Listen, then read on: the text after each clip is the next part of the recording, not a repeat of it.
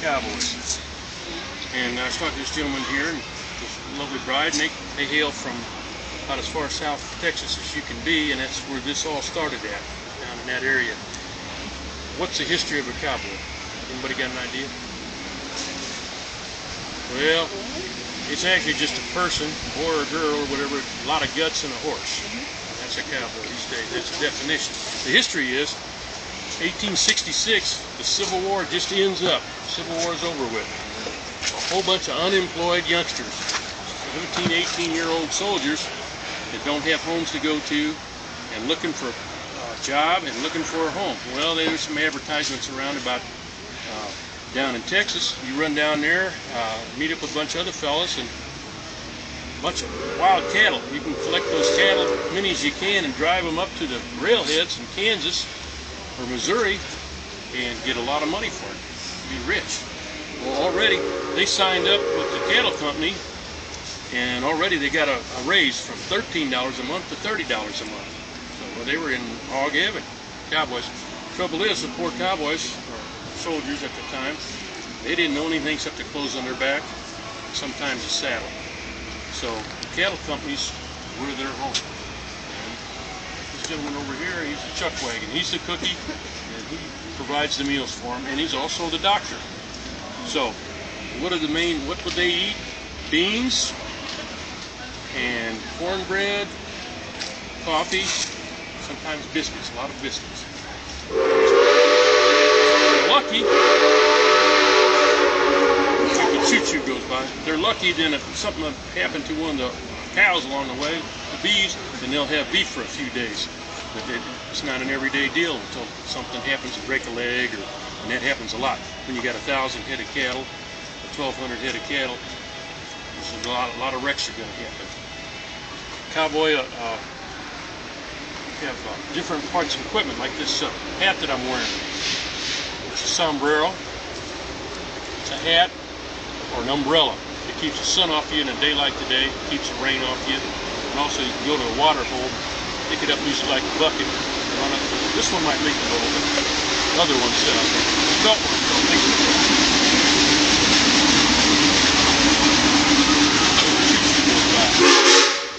Thank you. Other pieces of equipment.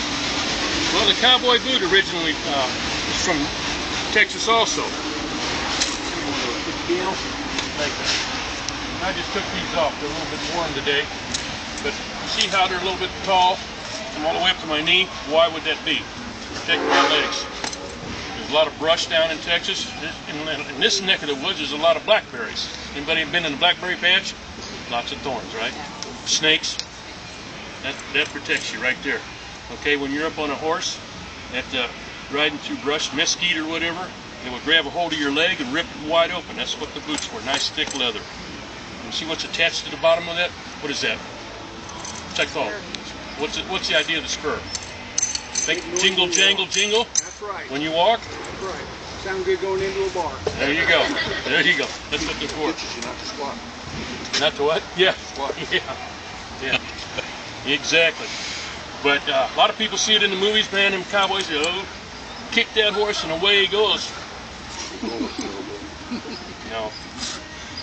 The true cowboy, and they use it a lot in English writing today, but I'm a reenactor actor, and I learned a long time ago those spurs are for guiding your horse. If I have a sword or a saber in one hand, a gun in another, or a rope in this hand, a gun in this hand, or whatever, how am I going to use a steering wheel to steer my horse? I don't.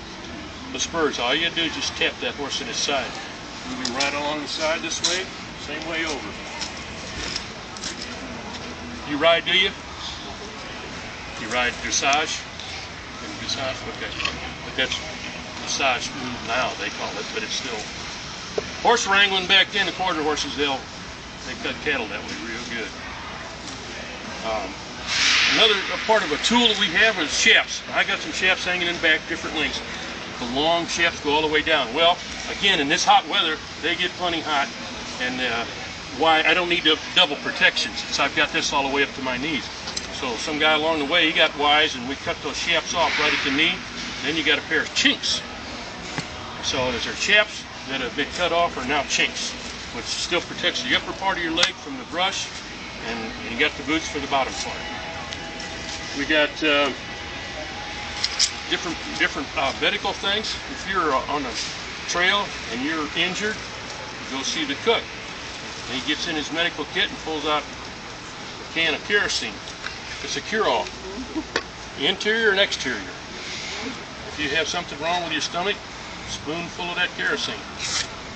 If you have a cut on you, a little kerosene. So that's about what it would be back then. If you got something broken, sir. Ticks and chiggers. Ticks and chiggers. Thank you. Absolutely. Ticks and chiggers. It has to have something to take them out. That's the best thing for it back then. Now they got something else, I guess. I don't know. My uncle told me when they rode horses into Oklahoma back a long time ago. He said the buffalo grass was through your knees on a horseback. I said, well, what's good about ticks and chiggers? He said, every morning Grandma or his mother tear strips of pawpaw, strip them of coal off, climb around your wrist and your feet, legs. Very good. Yep. And it worked too. It worked too. Another question for you. What happens if you did get cut off Pour kerosene on it. twigs or grass, or you got bit by something? But they got some medical stuff there? Very little. Very little. Like I said, the cook, he would take care of you best he could. You know, there's no, obviously there's no hospitals, no towns. If you got to a town which is hundreds and hundreds of miles away, there may or may not be a doctor of some sort. The trails that started down there, we were just talking to this gentleman here. He's well aware that the Loving Goodnight Trail was the inspiration from that movie, Lonesome Dove. It's a true happening of what happened to the Lonesome Goodnight. It's Loving was shot by an arrow in his arm, and it got infected. He couldn't pull it out. Had to go to a doctor, and again amputated his arm, gangrene. But he was on his deathbed when his buddy, Mr. Goodnight, got there and made him promise to take him back to Texas all the way from Montana to bury him. So they packed his body in charcoal, put him in a wagon, and carted him back down to Texas to be buried. So thus, Lonesome Dove. One of our speakers will be up here in a little bit. He'll talk just a little bit about Johnny Ringo. Anybody seen Tombstone? Okay, remember Johnny Ringo? You'll see Johnny Ringo here after a little bit. But that's past me. Anything else I should be talking about, sis? How long did they ride for? Oh, days? Yeah, from the sun up to sunset, all day long. It would take them 6 months to get from point A to point B up to wherever they were heading. Thereabouts. About 12,000 head of cattle, about 4 wide, and those cowboys continuously rode them round and round to keep them going and moving. And it wasn't a thing, you don't run around and shooting guns and go yee-haw. You try to calm them down. And it's supposed to be a common thing about cowboys being able to sing. And every cowboy can really sing. The trouble is when he tries to vocalize. Like karaoke? Yeah, well, I don't know either one. You know. I guess the cows don't care, you know, but you talk to them. At this point, I'm going to turn it over to Dan here. He's a saddle builder, and he got a whole bunch of different saddles. And I want you to ask him questions about these saddles because he'll be able to answer them. How you doing? What we're primarily talking about here is the saddle, the history of the saddle from about 1855, 1860 to about 1890. Just that short period of the time when the cattle drives were going on. This saddle here is a Mexican vaquero saddle. This is the start of the Cowboy. The saddle and everything that the cowboy knew, he learned from the vaqueros. The vaqueros have been taking care of them cattle down there for hundreds of years, and they knew all how to do it, and they had the equipment to do it. So our cowboys learned that trade from the vaqueros. And you can see this is the original saddle from a copy of the original saddle from the day. When you horsehair lariat. put them on the horse. You can see the way the saddle's made. This is what the vaqueros actually rode. When the Cowboys Did they not use the saddle? What do they do? No, they did. I just don't. Good question. They would have used some kind of. Because it looks like it's built into it also. It is. They do have some padding built into it. This is a wool padding, Huh. a hand woven wool. And so they would use a blanket also, but that's really Yeah, neat. but you would see where when the Cowboys are building saddles, we're using a sheepskin. A little softer, a lot more durable, a lot easier on the animal's back. Yeah. Yeah, that's a good question. So the Cowboy, he took this same saddle, and you'll see different variations of it. I've got some different charts and pictures over here. The southern California, where the Spanish has been, in California where the Spanish have been there for a long time, they have different variations of this, the Santa Fe saddles. And then over here on the east coast, on the east side where the Texas were, they have different Cheyenne, different type of plain saddles, and they were all variations of starting from this saddle. This is the basic of the saddle. Why did they have such big saddle horns? We always said it was to roll their tortillas on. I mean, he said that they always have the bigger, but is there a reason? Just looks or? I think you'll see that the whole tree is just bigger and beefier, but you'll see that this tree is not wrapped with bull hide. Yeah. So is what the Cowboys started doing when they had their saddles made. They trimmed all that wood off, and they came down to a more refined tree, but then they lost a lot of strength.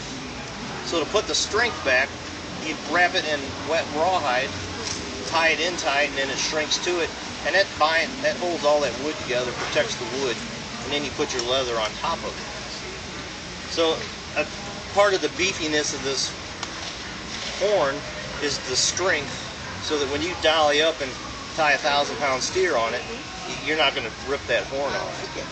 Where when we went to the newer saddles as they evolved, you see where the horns is actually in the wood, tied in, and then with the raw hide around it. So you got a steel horn now instead of a wood horn. And you wrap it with your raw hide, and then you would put this leather binding around it. And this gives something for the rope. When you dolly around that rope's not going to slip. It's got something to bite to, rather than biting on this slick wood or on rawhide. So that's the main point. And you can see we've raised the horn so you got more room to work. You're not getting your hand caught in there. I like the steering wheel. So one of the other features that you'll notice, we've thinned the saddle down, we put our leather on it, and we've added some other, we have a front cinch, but when you've got a steer tied on here, and he's pulling on this saddle, and you've got it cinched here, now the saddle's wanting to do this. So we come along and we add a back cinch. And you'll see a lot of guys that have back cinches and they're not tight. Those back cinches, when you're working cattle, those things need to be tight, because that saddle needs to be sitting there solid.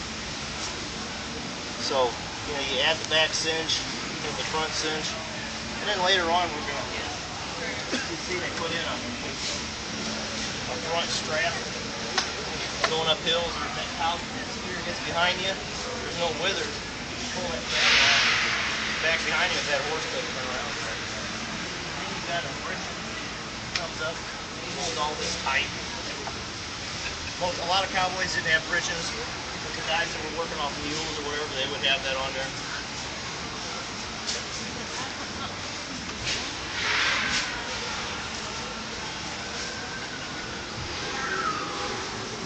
Fellows that came up were living, they came up from the Civil War, came down from the Civil War. The war was over, but a lot of fellows, they had been living campaign style for the duration of the war anyway. So being on a cattle drive was no different. You were just living out in the weather on your horse. Not much different than being in the cavalry. they would have been riding saddles like this. This is a 57 McCoy. Much the same thing. Leather of rawhide. A few leather things to keep the horse comfortable more than the person. But you might have seen where they would have taken the stirrups. You see how we've evolved from a tapadero stirrup that the Mexicans, vaqueros, had. Lighten it up a little bit, made it a little more functional for a working cowboy, which is very handy when you're going through the brush, keeping your feet in the stirrups.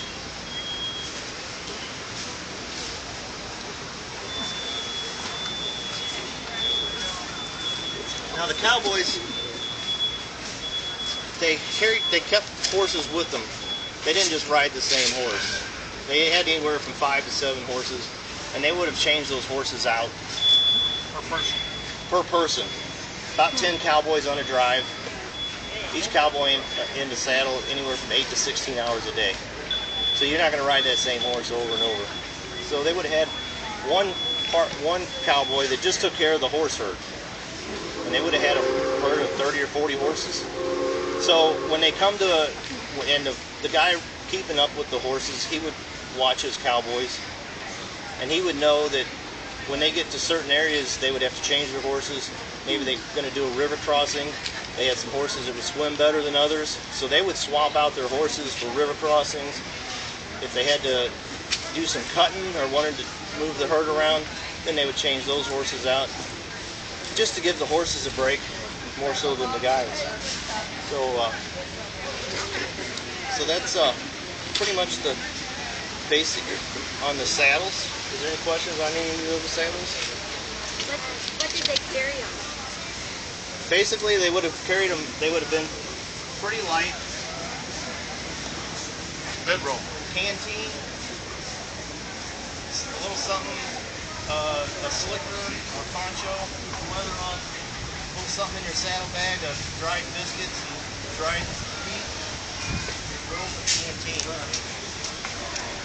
Anything else, they were taking that saddle off, they were swapping horses, and when they did get to sleep, which wasn't very often, they would have been next to the chuck wagon, so they kept their bedroll and stuff in the chuck wagon. They would have just rolled out their bedroll near the chuck wagon, got a couple hours of sleep. So the saddle, they try to keep it pretty light, and you'll see we have a bedroll laid out over here, and the very few possessions that the cowboy had, see them over here, it's just maybe a bedroll, a tin to eat out of, a cup, and a spare shirt, and probably something to kill the time. They did some knot tying and some weaving, weaving their own headstalls and stuff like that, and repairing their own saddles. But a little more on what they did with the to kill time. Jimmy here is going to show you what they did with their lariats and ropes. Yeah, I don't know too much about the history part of it, and I can't learn you up too much. Luckily, these guys know their stuff, so if you got any questions, ask them, not me. But I do know a little bit about roping. And this is what you look for, right? Woo! Woo! Yeah! Look at that go. All right. Just kidding. This is what we call a starter rope right here. And it's not necessarily the material, though. This is it's made out of baling twine, and it's not typically something you would rope with. But it's just kind of a quick, easy make. You got some downtime, you can mess around with the material itself. But just to give you a little bit of history on the ropes themselves. That rope right there on the horse, that's what a lasso would typically look like. It's a lot firmer. You can see it kind of holds its shape a little bit more too, whereas this is kind of wiry. It'll just go wherever you want it to go. And that's the idea with trick roping, is that in fact these ropes that I use over here, they're basically a cotton nylon blend, mostly cotton. They're a lot more fluid like this, which is better for tricks. Not so much practicality, so if you're trying to rope a steer, you want that firmer rope so it's not going to rip on you. And it's going to keep that loop open because it's already kind of formed that way. But getting back to why this is a starter rope. You see this bead right here? This allows me to rotate the rope, lasso, lariat, whatever you want to call it, in your hand like this. See? It's just a very small movement with your wrist. Not moving any of my arm, just my wrist. Think about stirring a, I don't know, hot soup. Churning butter. That's what you're doing here. Really not too difficult. But when I move on to the actual ropes that I'll be using for trick roping, I want you to watch my fingers because it's a little bit different and it's not exactly a natural movement. So you'll see, and if you want to try afterward, just come see me. I can show you just how tricky it is and how you really have to train your fingers to move a certain way. Before I do that, I'm going to talk a little bit of knowledge that I have about ropes here. I'm pretty smart when it comes to this. This right here is called a Honda. This right here. In fact, I'll show you on a little bit bigger rope so you can see it more. This is a Honda right here, and that is the pivot point for the rope. So when I do pull it out and start spinning it, it's going to catch on the rope itself and make you able to move it around and mess with it a little bit. This right here is a spoke, and this right here, the loop or the wipe catcher, is what you do your tricks with. Alright, so remember I talked about my fingers moving a little bit? See what they're doing right there? They're constantly just opening and closing around the rope, moving it along. I'm moving it with my wrist, but I'm holding on to it with my fingers. Now watch what happens when I do the same motion, but I grip it tight and I don't rotate it. Now I've got to move my elbow up. There it goes. Doesn't take long at all. You got Christmas tree lights. Have fun with that. Yeah. Volunteer to undo it? All right. So that's just your basic starter spin there. Again, you want to start with the smaller rope once you get the movements down. Then you can move on to a bigger rope, or you can move on to different tricks. Now, there's certain tricks you can only do with bigger ropes, such as the wedding ring. Unless you're about 2 foot tall, this rope would be much too small for you. But you know, you can do something like a butterfly, which is, let's try that again. That's a switching direction, as you're about to see here. Now that's a little tricky because that rope will want to kink up on you, and it negates what I was just talking about moving the rope in your fingers, because it's a completely different motion. You can't get away from it. One more time. Third time's a charm. There you go.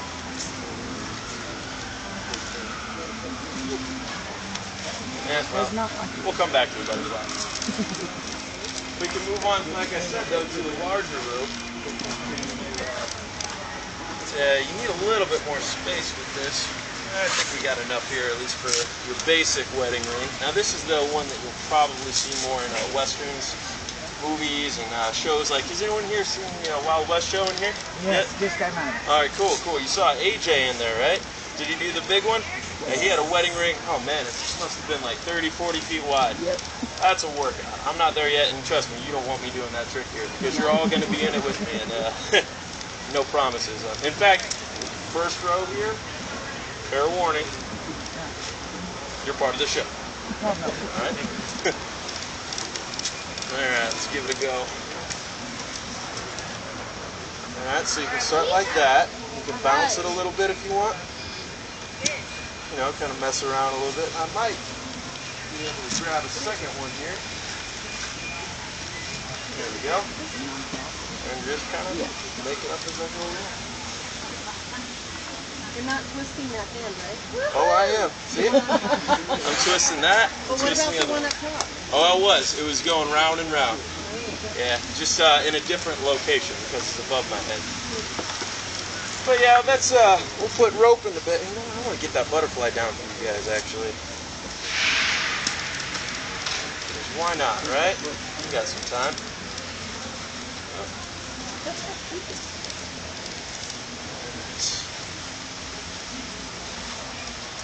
There we go. There we go. See, kind of open it up a little bit. AJ's better at that. We'll put those to rest. You stay. All right. Those are going to take a nap for a little bit, and we'll talk about the Colt 45. Now, this is another time killer that if you were a cowboy out on the open range, or even if you were just had your own farm, and you almost there are a lot of whoever could have a gun usually had one as protection. Now this right here is a replica, so nobody worry about that. It's the right size and weight and shape of a Colt 45 Peacemaker. So it makes it ideal for spinning, which is, again, another thing that you might see in movies such as Tombstone. One of my favorite scenes is actually where Johnny Ringo was kind of playing around with the gun a little bit. And, you know, it was Val Kilmer as Doc Holliday, and he just kind of mocks him and takes out the teacup. You guys know what scene I'm talking about? Those teacups are actually hard to spin, by the way. You got to give them more credit. Anyway, so, you know, again, with the ropes, you start out with small movements, you know, backward, go a little forward. Mix it up, you know, maybe a little side action, which is tricky because gravity is wanting to pull that gun down. Trust me, don't do this in flip-flops. I've done it, it doesn't end well. You know, get a little more advanced, you can work with both guns. This is kind of a neat little move you might have seen in movies, you know. Here, take that. Oh, that's good. But yeah, just kind of a fun thing. See, I live in Los Angeles. And out there I work as a stuntman and an actor, but I don't get to work as a cowboy too much. So this is kind of fun for me. In fact, I don't get to wear my boots too much out there either. Again, I said flip-flop, whether you're around out there, so you look kind of funny doing it. But I'll tell you what, I like to mess around a little bit with my ropes and my guns from time to time. And I find, just in my own experience, it's a little bit easier if I'm distracted. So, have you guys seen those hoverboards, you know, people have? Well, I got one of those, and I'll be riding around on the streets, throwing my rope or my guns or whatever on my hoverboard. And believe it or not, people look at you funnier if you're not on it, because they're like, what's he doing spinning the guns and stuff? Whereas if you're on your hoverboard, oh, he's in a show. Something like that. So, that's Los Angeles, a little different there. But yeah, if you got any questions, folks, if you want to give it a go, let me know. Ask me questions after the show. Please wait. That'd be now. So, thanks for joining us. Thanks, guys.